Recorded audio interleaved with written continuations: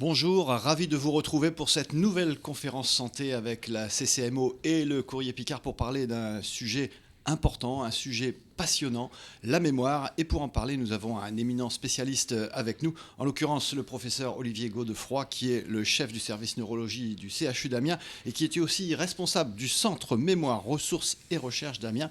Bonjour professeur, merci d'être avec nous. Bonjour. Et pour nous accompagner, nous avions Xavier Lardeux, bien entendu, le directeur communication et marketing de la CCMO, qui est toujours avec nous pour ces conférences santé. Merci pour, encore une fois, mettre en place cette conférence, car on va vraiment aborder un sujet passionnant. Merci, bonjour professeur, bonjour à tous. Alors, on entre tout de suite dans le vif du sujet. Avec la CCMO, les conférences santé, on en a déjà organisé plusieurs, on en fera d'autres, mais celle-ci, elle a vraiment un caractère particulier, Xavier. Oui, alors nous sommes partenaires depuis longtemps maintenant du Courrier Picard. Merci de nous accompagner dans nos actions aussi de prévention. On va démarrer, ce n'est pas que ça, mais c'est 1,2 million, on va démarrer par quelques chiffres, 1,2 million de personnes atteintes de la maladie d'Alzheimer. A priori, selon les chiffres de Santé publique France, 225 000 nouveaux cas. Et nous aurions en 2050 plus de 2,2 millions de personnes qui pourraient souffrir de cette maladie. Sans parler des retards de diagnostic. On parlera aussi peut-être avec le professeur peut-être de l'impact aussi de la crise que nous connaissons sur la mémoire avec le Covid. Pour nous, c'était important de mettre en place cette conférence. Nous sommes un acteur majeur de la santé. Nous prenons soin de la santé physique et psychique de nos adhérents. Après, au-delà de cette conférence, je voudrais insister, je pense le professeur sera d'accord avec ça, sur le fait de consulter son médecin généraliste qui pourra ensuite vous orienter vers des spécialistes parce que c'est un sujet vraiment une affaire de spécialistes, la mémoire. Donc voilà ce que je voulais dire en introduction. Merci Xavier, on va rebondir tout de suite sur ce que vous venez de dire, mais auparavant une petite précision. Je vous propose, Xavier et professeur, de retirer vos masques car la distanciation entre nous est suffisante et pour que personne ne soit surpris, nous bien sûr enregistrons cette émission dans les meilleures conditions sanitaires possibles. Alors, professeur, Xavier vient de dire quelque chose d'important. La consultation, dès qu'il y a des soucis de mémoire, dès qu'on commence à s'apercevoir qu'il y a un petit problème, il ne faut pas hésiter, il faut consulter. Oui, tout à fait. Alors c'est une question qu'on nous pose souvent parce que ça nous arrive tous d'oublier et d'avoir des difficultés ou parfois de ne pas trouver le bon mot pour parler d'une chose. En fait, la règle que l'on peut proposer est assez simple. Dès lors que vous avez des difficultés inhabituelles et qui persistent plusieurs mois, effectivement, il est probablement très important de se tourner vers son généraliste. Effectivement, je suis tout à fait d'accord. Ça me paraît essentiel de manière à pouvoir évaluer la situation et éventuellement déclencher une consultation spécialisée avec un bilan spécialisé qui permettra d'évaluer très précisément la situation.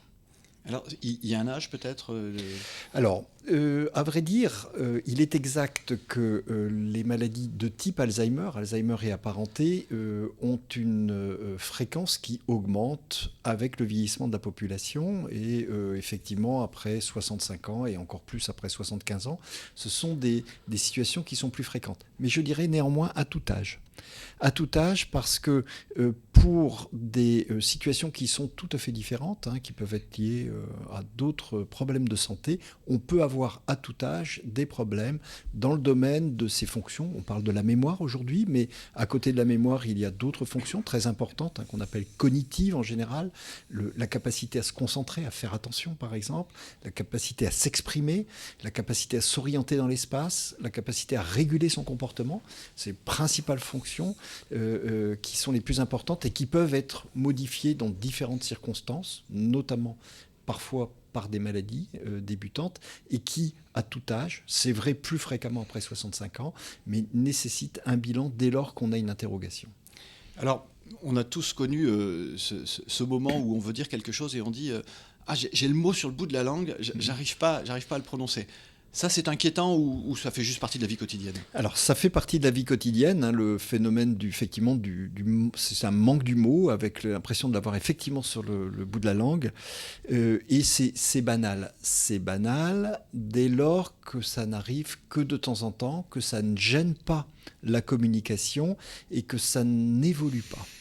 Sinon, si ça persiste, si ça gêne, si éventuellement ça se majeure progressivement, il faut consulter. Donc c'est la répétition en fait de ces petits manquements quotidiens qui font qu'on doit C'est consulter. ça. Exactement. Le fait une fois par jour ou une fois de temps en temps de ne pas trouver bien un mot, en soi c'est banal. Le fait que ça se majeure un peu, que ça gêne l'entretien, la communication, il faut consulter. Alors les troubles de la mémoire, ça génère beaucoup d'inquiétudes parce qu'il y a aussi beaucoup de méconnaissances. Les deux vont de pair, j'imagine. Oui, alors c'est vrai que moi je suis d'une génération où le temps d'enseignement, par exemple en médecine, sur ces fonctions était extrêmement bref. Et à l'époque, il faut reconnaître qu'on avait très peu d'outils d'évaluation. C'était du domaine qui n'était pas forcément très bien connu. Maintenant, tout a changé.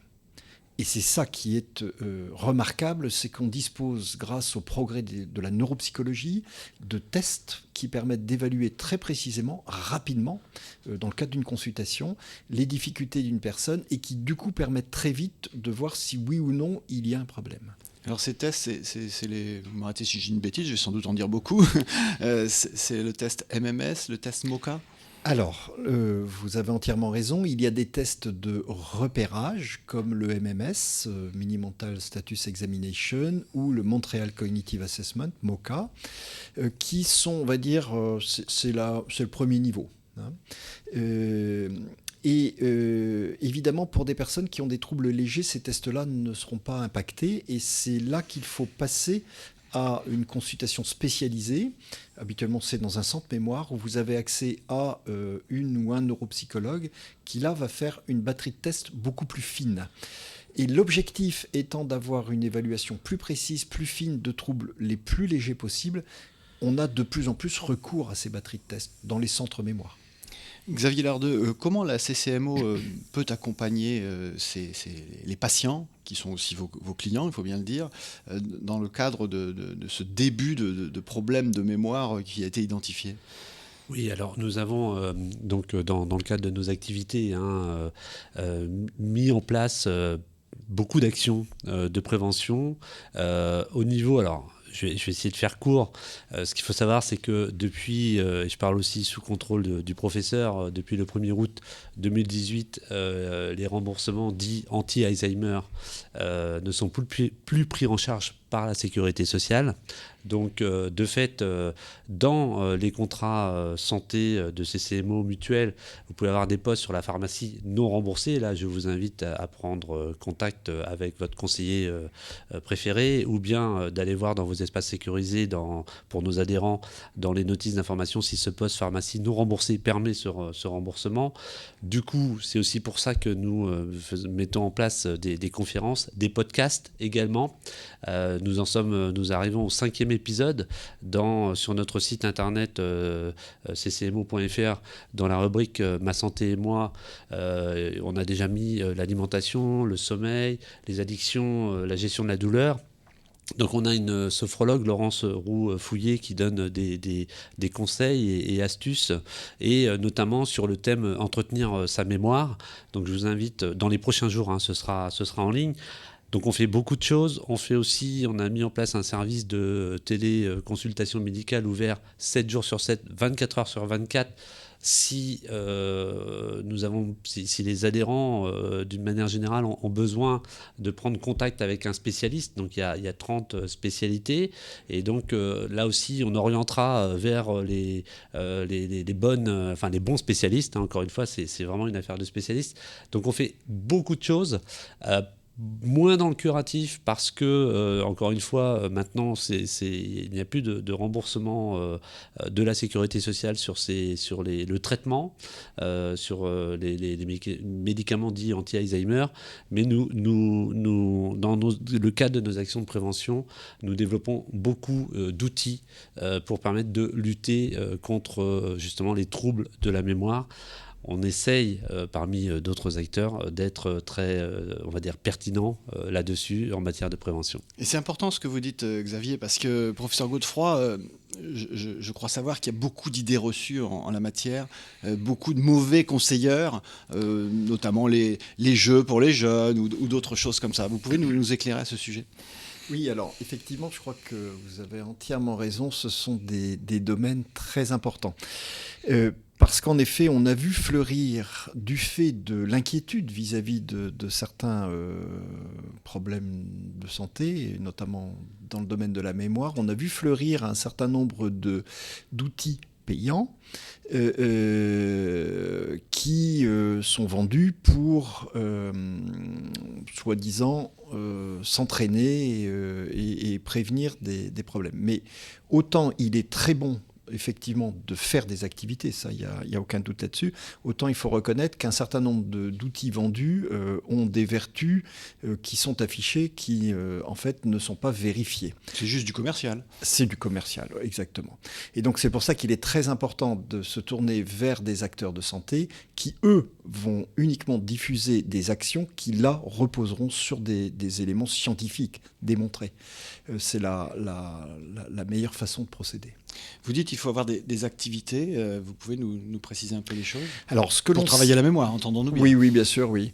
Ce que l'on sait d'une manière générale dans les études épidémiologiques, c'est-à-dire quand on regarde l'évolution d'une population, c'est que, en gros, il y a une association entre le fait de rester actif, notamment chez les personnes d'un certain âge, et le fait de moins développer d'être moins à risque de développer une maladie cérébrale.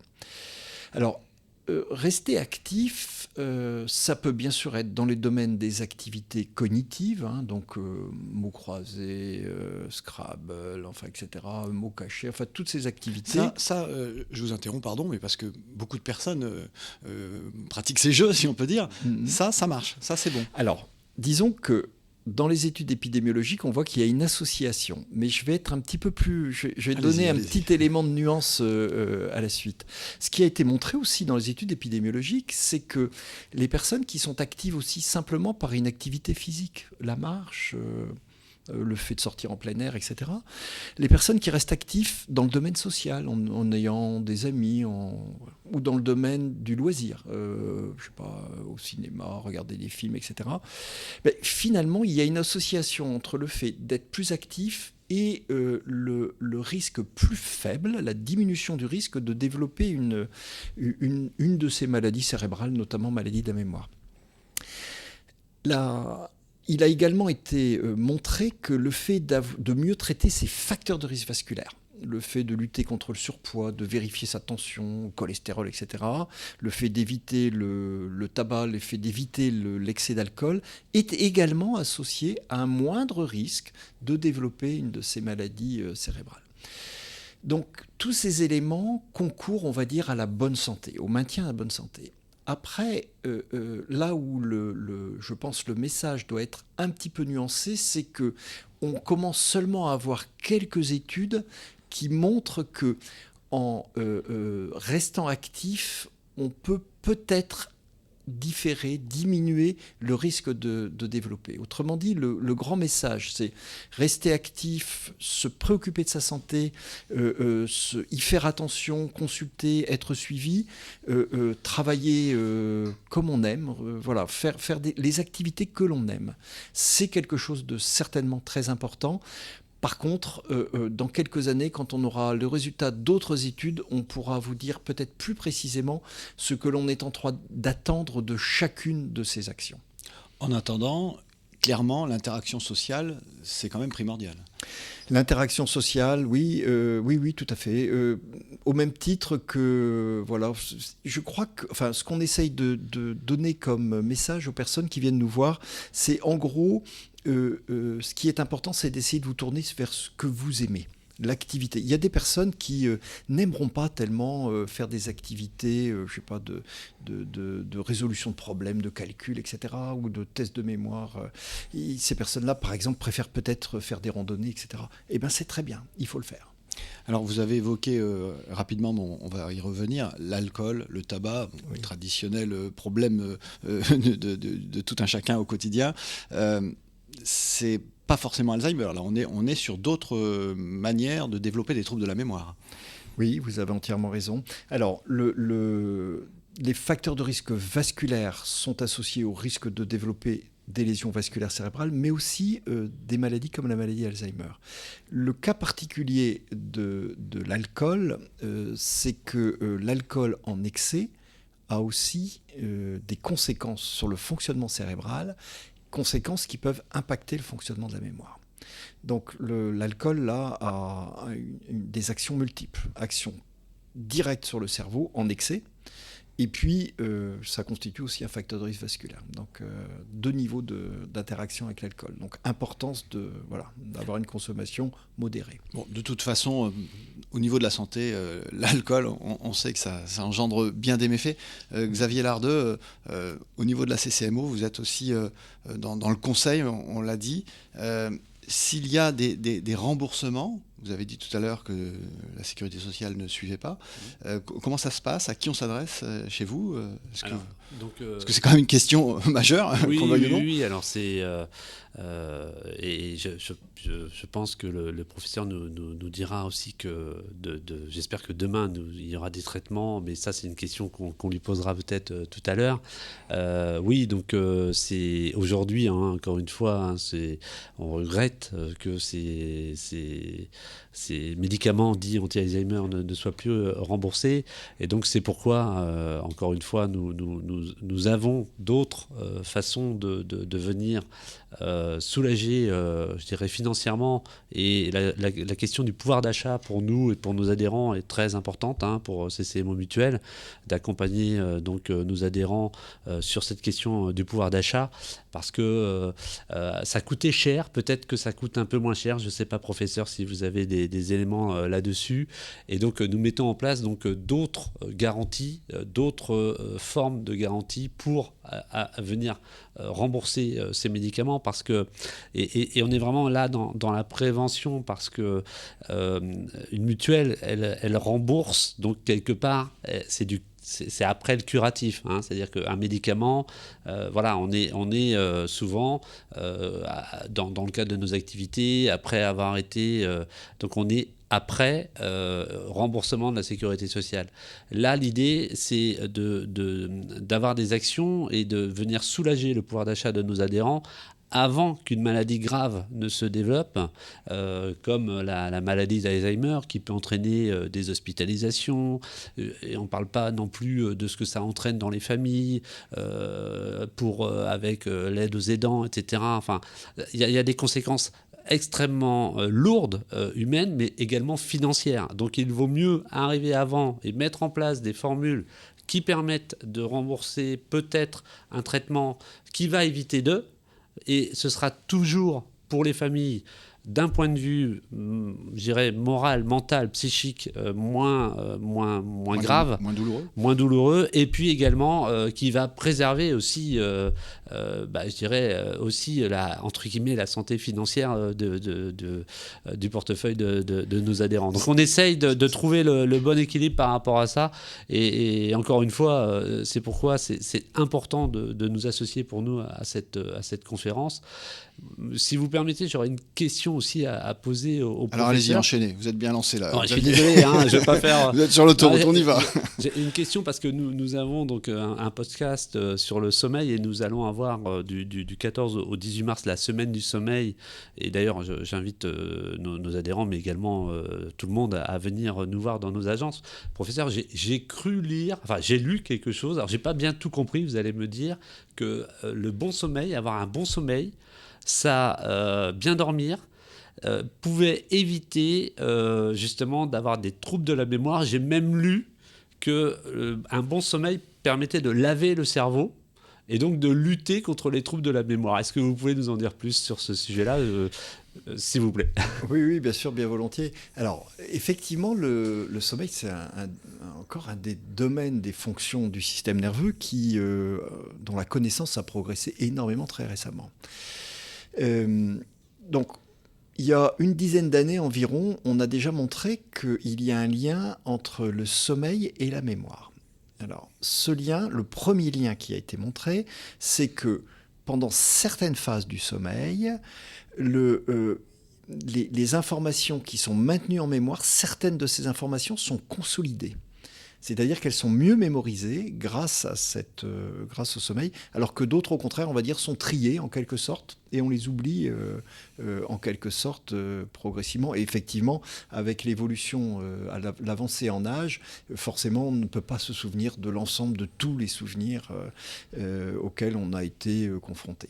Donc il y a forcément un tri des informations qui sont maintenues en mémoire et qui se font là pendant le sommeil. Ça, c'est la première chose. Mais ce qui a été découvert, alors là, beaucoup plus récemment, c'est que il y avait également un système de drainage d'un certain nombre de, on va dire, déchets qui sont déposés, parce que quand nos cellules, et les cellules cérébrales n'y font pas exception, nos cellules fonctionnent, elles libèrent un certain nombre de déchets, des molécules qui ne sont plus usagées, qu'il faut recycler. Et donc, il faut qu'elles soient épurées. Et il se trouve qu'on a découvert, donc c'est assez récent, qu'il y avait un système que l'on ne connaissait pas dans le cerveau, qui existe partout dans le corps, qui est le système lymphatique. Vous savez, les ganglions, oui. Ce sont des chaînes de ganglions qui sont le long de canaux qui drainent la lymphe. Et on pensait qu'il n'y en avait pas au niveau cérébral, et voilà que l'on a découvert, chez l'animal d'abord, puis chez l'homme après, que nous avions un système qu'on appelait lymphatique, au niveau du cerveau, qui chemine dans des canaux très particuliers autour des vaisseaux et qui permettent ce drainage. Et ce système lymphatique, il a tendance à fonctionner beaucoup plus vite dans certaines phases du sommeil.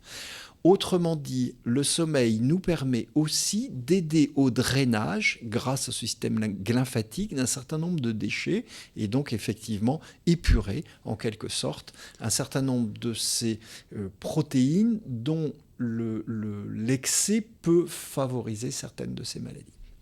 C'est tout récent encore. Et évidemment, du coup, c'est aussi un sujet de recherche, parce que on commence à se demander si on peut peut-être aider cette épuration et le cerveau à épurer un certain nombre de déchets. Donc, un nouvel axe de recherche. Donc la science continue de progresser en la matière, et c'est heureux. Mais avant tous ces progrès, on revient à aujourd'hui. Le problème de mémoire est constaté chez une personne. Qu'est-ce qui se passe concrètement ? Alors, je crois que la première étape, et c'est pour ça que je suis très heureux de cette invitation, la première étape, c'est effectivement d'abord que la population en général soit bien sensibilisée à cela, parce que effectivement, c'est parfois assez banalisé, les difficultés. On a tendance à mettre ça sur un coup de fatigue, enfin, etc. Or, finalement, ce qui rend service, bien sûr, il y a tout ce qui est fait en amont, la prévention, le fait de bien être suivi, etc.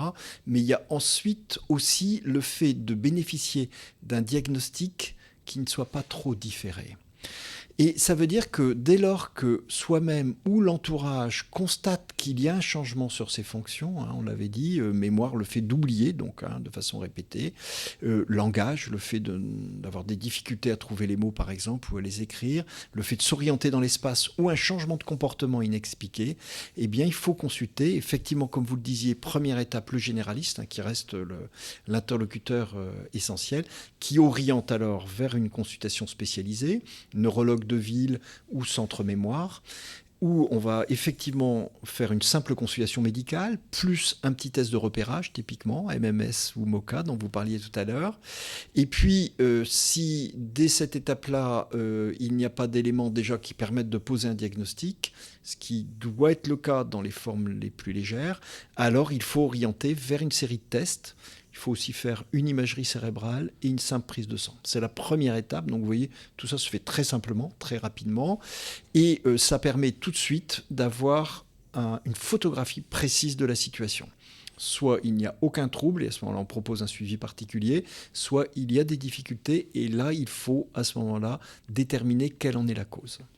Alors, ce que vous dites est à la fois rassurant et peut aussi être inquiétant. Faire tous ces examens, on a parfois un peu de mal à accepter en fait de se lancer dans cette espèce de parcours, si j'ose dire, parce qu'on a peur du résultat. Alors, il est exact que on était confronté, si je repense à il y a une vingtaine d'années, à des personnes qui effectivement étaient procrastiner, reculer le moment de venir. Là, les choses sont quand même vraiment en train de changer. Le fait que finalement, il soit utile d'avoir un diagnostic d'une maladie tôt, sans trop attendre, et que ça permette de mettre en place ce qui est la prise en charge d'un patient, si bien sûr il y a une maladie. Finalement, actuellement, c'est quelque chose qui passe beaucoup mieux. Et on voit les personnes, heureusement, pas encore assez, mais venir beaucoup plus simplement. Ce d'autant qu'on est en train de parler de quoi ? Une consultation médicale, éventuellement une consultation neuropsycho, une imagerie et une prise de sang. Tout ça se fait quand même très simplement. C'est relativement banal, effectivement. Oui. C'est le sujet qui l'est moins, même si, comme vous le dites, on en parle plus facilement aujourd'hui, et c'est heureux. Mais malgré tout, c'est quand même encore un sujet qui inquiète. Et une fois que le diagnostic est effectué, une fois qu'on a constaté qu'effectivement il y avait un problème, alors quel est le parcours du patient ? Alors, effectivement, tout dépend bien sûr après de la cause, parce que, comme ça a été évoqué tout à l'heure très justement, tous les problèmes de ces fonctions cognitives, notamment mémoire, ne sont pas toutes liées à une maladie d'Alzheimer. Dans certains cas, par exemple, on découvre un petit AVC qui est passé inaperçu. On peut aussi découvrir d'autres problèmes de santé, inflammatoires, etc. C'est parfois aussi le moment où on se rend compte qu'il faut peut-être discuter d'une consommation d'alcool, par exemple. Ça peut être aussi ce genre de choses. Et bien sûr, le parcours de soins va dépendre finalement du diagnostic qui va être porté. C'est pas du tout la même chose si c'est un petit AVC, si c'est une maladie de type ça veut dire, Alzheimer. pardon, mais ça veut dire que si l'alerte est lancée, après on affine la question pour vraiment trouver le meilleur traitement possible. Exactement. En gros, une fois que vous avez identifié qu'il y avait un problème, après ça, il faut bien sûr trouver sa cause. Et le parcours de soins va dépendre de la cause. Et c'est là qu'on va éventuellement, si c'est vasculaire, proposer un traitement pour éviter les récidives d'AVC, par exemple.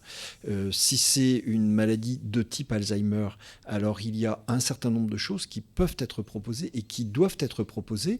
Il y a bien sûr certains aspects sur le versant du traitement, on les a un petit peu évoqués, on peut éventuellement, si vous le souhaitez, détailler, mais il y a aussi quelque chose de très important qui est sécuriser un patient. En effet, dans ces maladies-là, finalement, si le diagnostic est fait, si la personne est bien accompagnée, si on a pu mettre autour d'elle, et là, effectivement, l'ensemble du système de santé et des partenaires de systèmes de santé, y compris mutuels, ont un rôle. Si on peut mettre autour du patient l'ensemble des éléments qui vont être autant de garde-fous, qui vont permettre de pallier à ces difficultés, les choses, dans l'immense majorité des cas, se passent simplement. En revanche, quelqu'un qui est resté sans diagnostic, là, est exposé au risque de complications. Et c'est là beaucoup plus difficile alors d'intervenir. Alors parfois, quand le diagnostic est posé, c'est aussi l'entourage qu'il faut rassurer, les familles qui essaient de rien laisser transparaître, mais qui en fait ont beaucoup de mal avec la situation. Alors effectivement, il y a quand on diagnostique une maladie, en général d'ailleurs cérébrale ou neurologique, il y a bien sûr le patient, mais il y a aussi l'entourage proche qui est susceptible d'être concerné. Et effectivement, vous avez entièrement raison, c'est très important aussi d'avoir un temps de discussion avec la personne qui est le plus proche du patient pour bien expliquer la situation et la façon dont on peut y remédier. Je dois avouer quand même que l'expérience que nous avons, c'est qu'habituellement, même si le patient s'interrogeait ou les proches s'interrogeaient, le moment où on peut dire, ben voilà, on a finalement pu préciser les choses et voilà ce dont il s'agit, c'est aussi un moment qui est un moment qui est attendu par le patient et l'entourage. Est-ce que c'est une forme de délivrance ? Alors, disons que... C'est exagéré comme terme. Peut-être que c'est... en tout cas, c'est un moment où on pose les choses, on met un nom sur les choses. Parce que avant d'avoir fait un diagnostic, tout le monde se dit, c'est quoi ? C'est de la fatigue, il est un peu déprimé, qu'est-ce qui se passe, mais où est-ce qu'on s'en va, etc. Et c'est le flou. Et ce flou, c'est finalement pour le patient et pour son entourage ce qui est le plus difficile. Une fois qu'on dit, finalement, il n'y avait rien, ou bien il n'y a rien, mais il faut quand même suivre parce qu'il y a un petit risque, ou bien il y a quelque chose, et c'est cette maladie, et voilà comment on va faire pour y faire face ensemble. Je dois avouer que les choses, là, sont souvent un moment de soulagement et permettent de réunir les forces pour réussir à s'adapter et à faire face à cette maladie.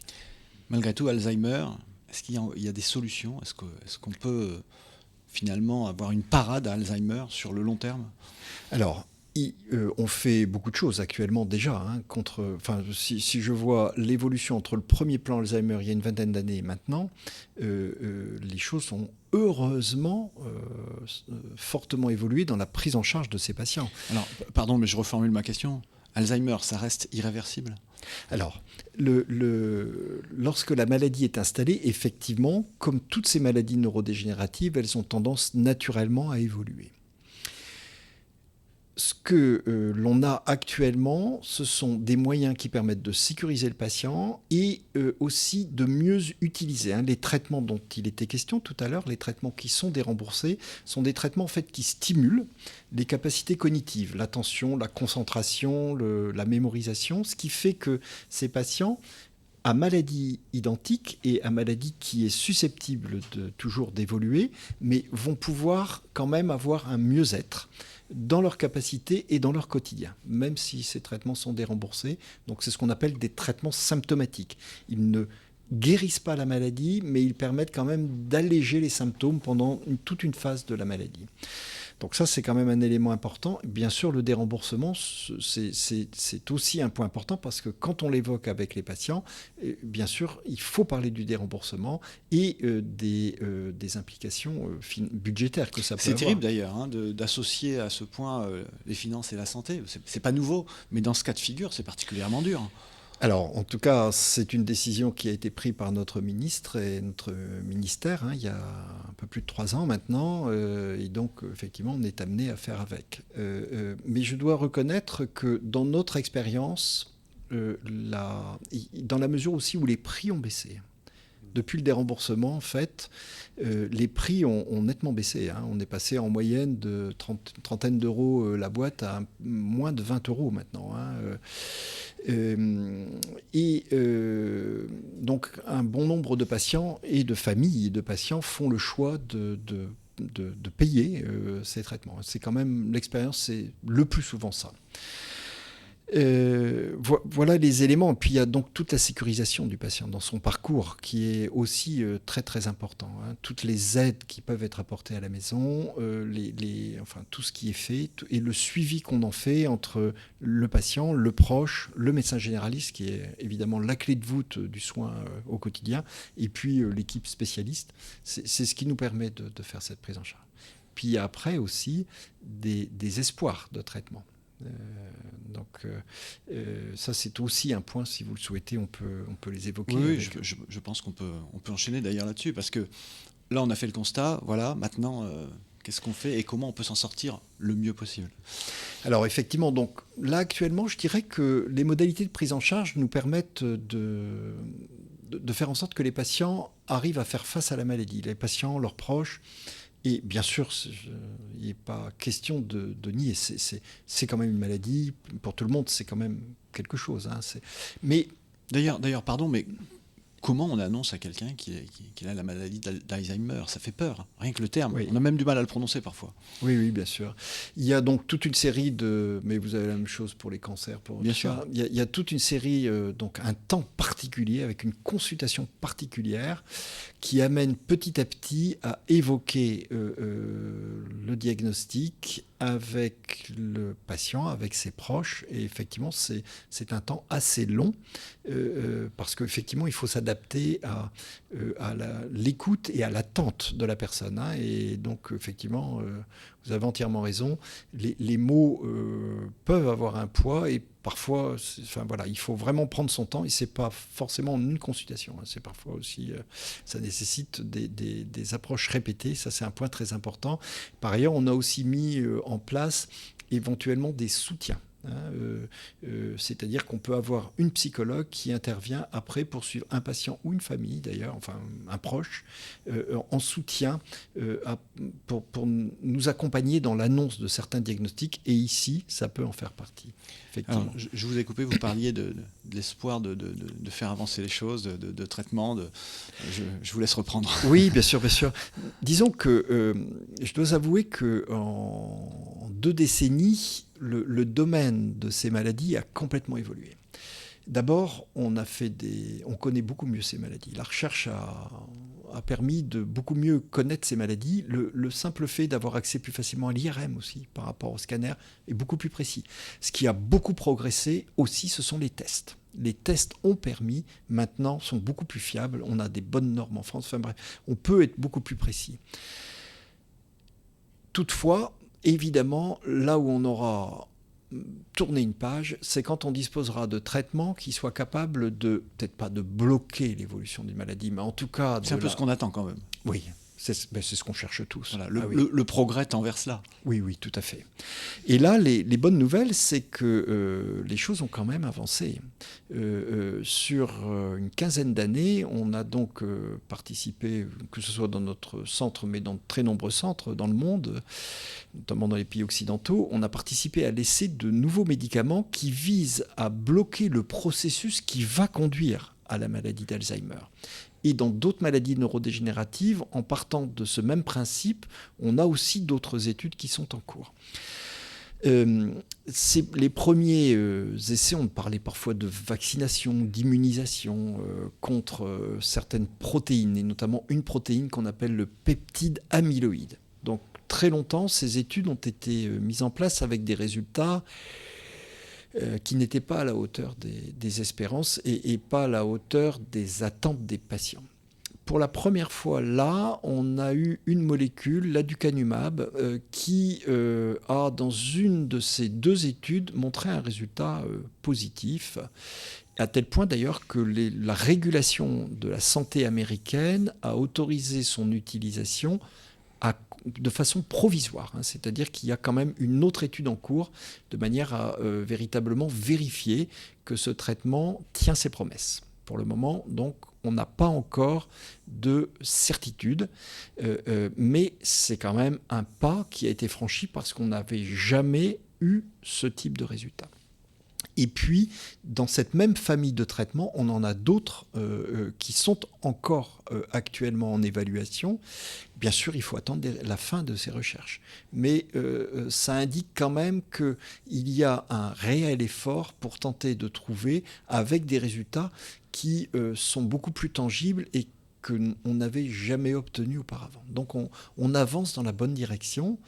Et si je peux me permettre aussi d'indiquer un petit point ici, c'est que quand on fait ces recherches-là sur des médicaments, ou aussi sur des tests diagnostiques, que ce soit des tests de mémoire ou autres, ou des imageries, je suis très, très heureux de pouvoir indiquer aussi qu'il est très important qu'on puisse avoir, pour toutes les personnes qui souhaitent participer, avoir la meilleure information de ces personnes de manière à ce qu'on puisse faire participer le plus grand nombre de personnes intéressées, bien sûr, qui le souhaitent, pour avancer plus vite. En effet, dans la plupart de ces études, le temps d'avoir la population nécessaire pour réussir à bien évaluer l'intérêt d'un test ou d'un traitement, c'est beaucoup d'années. Et évidemment, si on pouvait bien informer la population et que les personnes qui le souhaitent puissent participer, à ce moment-là, on gagnerait du temps et on irait encore plus vite. On en revient un peu à ce qu'on dit depuis le début, essayer de réagir le plus vite possible, oui. Et de prévenir les choses le plus vite possible. Exactement. Et le fait de participer aux actions de recherche, aux activités de recherche, bien sûr, il y a les médecins, il y a les psychologues, il y a les laboratoires pharmaceutiques, il y a tout ça, mais ça ne se fera jamais sans la participation de personnes qui acceptent, qui peuvent être des patients ou dans certains cas aussi des témoins. Ou une volonté forcément personnelle, voire collective dans le cadre d'un ensemble. Oui. Xavier Lardeux, le professeur a des notes d'espoir quand même. Cette conférence santé pourrait être un peu anxiogène, mais on parle de progrès, on parle d'espoir, on parle de traitement. Oui, et le professeur, donc effectivement, avec son expertise et son humanisme, clairement, qu'on ressent quand on l'écoute et quand on l'observe. C'est ça qui est important aussi, c'est qu'effectivement le sujet est anxiogène et donc il y a de la recherche. Donc je pense que vous nous invitez aussi donc comment il faut faire. Il faut se déclarer auprès de vous par rapport quand vous parliez des études. Et moi, je me permets aussi une question parce que donc ça c'est le premier point. Deuxième point, c'est donc on entend beaucoup, alors j'entends beaucoup plutôt aussi des impacts aujourd'hui de la pandémie que nous vivons depuis 2 ans. Donc c'est récent. Je ne sais pas quel est votre avis sur l'impact du Covid, malheureusement, sur la mémoire. Est-ce qu'il y en a est-ce que ce que nous pouvons lire ou entendre, ce que moi je lis et que j'entends, il y a un impact ou pas? Ça touche quoi? Les personnes qui sont atteintes de Covid long? Ça touche les personnes qui ont eu qui ont eu la maladie? Ou quel est votre avis là-dessus? Intervention de Xavier avec 2 entrées. La première, on va reprendre dans l'ordre. La première, oui, pardon, comment on fait? On se déclare comment si on veut participer entre guillemets? À ce que vous disiez tout à l'heure. Voilà. Oui, merci de ce rappel parce que j'aurais sinon oublié la première question. Bon, ben voilà. La mémoire. Alors, effectivement, finalement, nous, bien sûr, on en parle aux personnes qui viennent nous voir. On fait éventuellement des petites affiches dans le service, mais c'est le type de réunion qu'on a aujourd'hui, c'est aussi un moment où on peut éventuellement informer. Et puis sinon, on se tourne, nous, c'est comme ça qu'on fait vers les médias régionaux, typiquement. Et là, je dois avouer que les organes de presse sont très, très importants, bien sûr. Parce que sinon, on ne sait pas tellement comment faire passer l'information. Oui, c'est un peu le sens de la question de Xavier. On fait quoi et où? Oui, bien sûr. Là, par exemple, très prochainement, en France, et notre Centre Mémoire Ressources et Recherche va y participer, il va y avoir, toujours avec ces nouveaux traitements, il va y avoir des propositions qui vont toucher des personnes qui ont, mais alors là, simplement une petite plainte. Donc, très très peu de choses. Des personnes qui ne viennent pas forcément consulter à ce moment-là. Et là aussi, il va être... donc on est en train de chercher comment on peut éventuellement indiquer à la population la plus large possible que voilà, si elles ont telle et telle condition, il y a une étude qui est en cours et qu'on est prêt à les recevoir. C'est d'ailleurs une petite chose, je serais d'ailleurs tout à fait preneur de toute suggestion dans le domaine, mais effectivement, c'est un point très important de pouvoir informer la population pour que les personnes qui sont susceptibles de participer, là, on va aussi prochainement dans une autre recherche, vous savez, on crée des nouveaux tests. Maintenant, on essaie d'avoir des tests informatisés. C'est nouveau, on est en train de passer à ça. Voilà, donc on a un gros projet de recherche actuellement. On va chercher des personnes qui, là, n'ont pas de maladie pour étalonner ces tests. Vous savez, quand on fait... Quand on a un nouvel outil de mesure, il faut toujours avoir un étalonnage. C'est un préalable. Là aussi, on va avoir besoin, en très peu de temps, moins de 2 ans, de plus de 500 personnes. Donc, il faut le faire savoir. Mais, vous avez le savoir-faire, il faut le faire savoir. Exactement, oui. Et là, effectivement, les organes de presse sont absolument essentiels. D'ailleurs, je retiens de cette conférence qu'il y a probablement un rendez-vous à prendre aussi pour ces aspects-là. Ne vous inquiétez pas, je pense que c'est bien noté. Toutes les personnes qui nous suivent vont tenir compte de vos propos et vous serez recontactés rapidement, ça c'est certain. Sans transition, il y avait le deuxième sujet abordé par Xavier Lardeux, la pandémie. Oui, bien sûr, la pandémie, inévitablement. D'ailleurs, je rappelle que si nous n'avons pas de masque, c'est parce que nous respectons les distanciations sociales. Il n'y a pas de problème, tout est fait dans les règles de l'art. Professeur. Alors, Covid, ça a un impact à plusieurs niveaux. Il y a d'abord la pandémie et l'embolisation du système de santé au tout début a fait que, on parle de la maladie Alzheimer, mais tous les patients, une bonne partie n'ont pas pu être à certains moments de confinement, être suivis dans nos structures. Donc on a dû mettre en place toutes les téléconsultations. Je peux vous garantir que ça n'a pas toujours été très très simple. Tous les foyers n'ont pas forcément accès à un bon accès Internet, etc. Donc on a bien sûr dû organiser tout ça de manière à faire en sorte que les patients ne soient pas livrés eux-mêmes pendant cette période. Ça, c'est le premier volet. Le deuxième volet, maintenant, si on s'intéresse au virus lui-même, au SARS-CoV-2, il peut entraîner des atteintes neurologiques. C'était surtout vrai sur les premiers épisodes où, dans les formes les plus graves, il pouvait y avoir des atteintes du cerveau qui ont pu donner des conséquences et que l'on suit bien sûr dans ce cadre-là. Mais il faut reconnaître que c'est resté beaucoup moins fréquent qu'une autre situation à laquelle vous faites justement allusion, qui est ce qu'on a appelé le Covid long, qui en termes médicaux s'appelle le syndrome post-Covid, qui sont ces personnes qui, après avoir présenté donc une infection à Covid, en général pas une forme grave, en général une forme qui n'a pas nécessité d'oxygénation, ni même de réanimation, vont garder une fatigue inhabituelle, parfois d'ailleurs qui ne va pas apparaître dans les suites immédiates de la bronchite ou de la grippe, du syndrome grippal qu'ils ont fait lié au Covid, parce qu'un certain nombre de ces personnes vont retravailler, puis c'est finalement dans les semaines qui suivent la reprise de travail elles ont vraiment des difficultés et je parle de gens motivés pour travailler. Hein, voilà, parce qu'il y a aussi tous les éléments. Hein, mais j'ai vu des aides-soignantes, des infirmières qui ont repris le boulot et qui me disaient mais heureusement on a pu m'aménager un temps de travail, je peux aller faire une sieste d'une demi-heure au milieu de mon travail par exemple. On leur fait un petit coucou d'ailleurs aux aides-soignantes, aux infirmières, à tout le personnel hospitalier pour tout le boulot qui est fait depuis maintenant plusieurs années suite à cette pandémie. Oui, un boulot remarquable dans des conditions qui a été vraiment pas simple.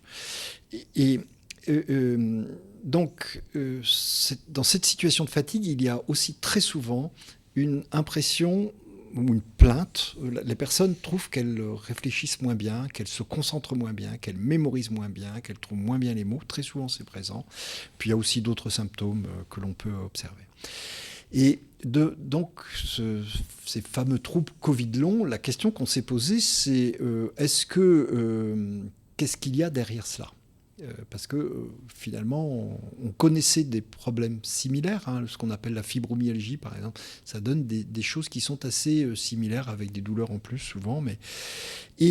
Donc plusieurs équipes, dont la nôtre, ont lancé des études et avec les pneumologues et les infectiologues, toutes les personnes qui étaient revues à la consultation après avoir fait un Covid, quand elles se plaignaient de ce type de troubles, on les voit dans une consultation dédiée avec des tests.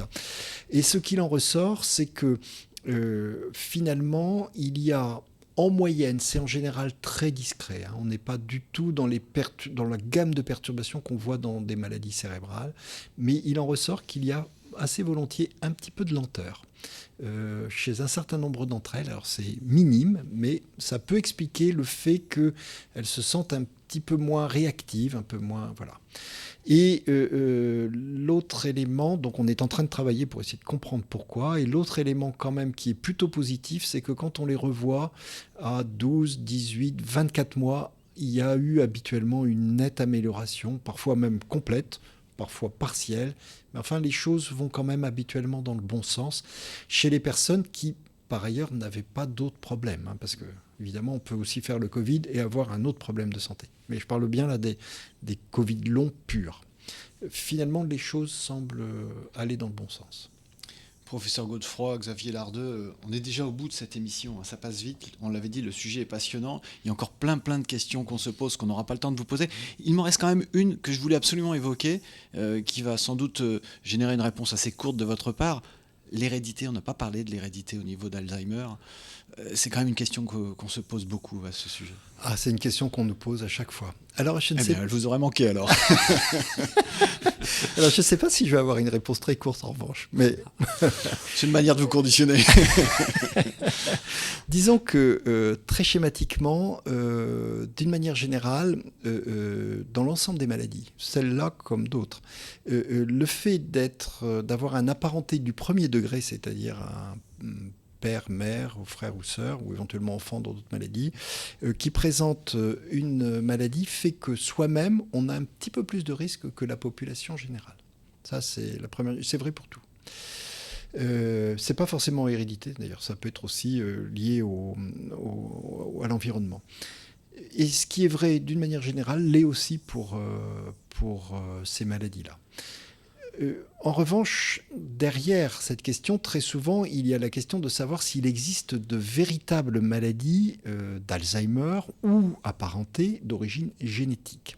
Et la réponse est oui, mais c'est exceptionnel. C'est à peu près 1% des maladies qui sont là des formes réellement génétiques de ces maladies. Donc, ce sont des cas très particuliers, mais il est bien sûr toujours très important de se tourner vers une consultation spécialisée pour répondre à cette question, puisque maintenant, on a des moyens de repérer ces situations-là. Et l'élément qui est très positif, c'est que justement, pour répondre à ces situations, on a, dans le cadre de nos consultations, donc dès lors qu'un patient présente des troubles et qu'il nous dit que plusieurs personnes de sa famille ont été atteintes, on peut leur proposer des tests qui permettent de répondre, une simple prise de sang, permettent de répondre à cette question. Et puis par ailleurs, parfois aussi, il arrive que des enfants s'interrogent et à ce moment-là souhaitent nous voir, et donc on est prêt à les recevoir dans le cadre d'une consultation et on leur explique bien les éléments sur cette question, ce qui fait qu'actuellement je dirais que cette situation est beaucoup mieux balisée. Mais voilà, on termine sur une note positive. Merci, professeur Xavier Lardeux. Le mot de la fin. Déjà, le mot de la fin, merci Courrier Picard de s'associer avec nous pour cette conférence ô combien passionnante sur la mémoire. C'est important pour nous, au-delà de notre ancrage territorial, de permettre l'accessibilité à tous, et vous l'avez dit, professeur. Donc merci pour votre animation, et vraiment merci, professeur, pour la qualité de vos réponses, de votre expertise, du moment que nous avons passé ensemble. Donc j'invite donc tout le monde à regarder aussi regarder cette conférence. En replay, comme on dit maintenant, en podcast sur le site, notre site internet ccmo.fr dans les prochains jours. Et le site du Courrier Picard, courrier-picard.fr. Voilà, donc en tout cas, un grand merci. J'espère que ça aura été utile à tous, alors c'est peut-être difficile de trouver des réponses pour tout à chacun, mais quand même, on a essayé en fait d'amener en tout cas une véritable information, en plus étayée. Donc un grand merci pour cette conférence, et au professeur, bien évidemment, professeur Godefroy. Merci Xavier Lardeux, merci encore professeur Godefroy, et j'ajoute merci pour votre humanisme selon le mot qu'a employé tout à l'heure Xavier Lardeux. C'est vrai que c'est ce qui se dégage de vous et c'est très important dans le cadre du sujet qu'on évoquait. Merci encore, merci à tous de nous avoir suivis. Vous pouvez, on vient de le dire, retrouver cette émission en replay, et on se donne rendez-vous pour une prochaine conférence santé. Merci et à bientôt.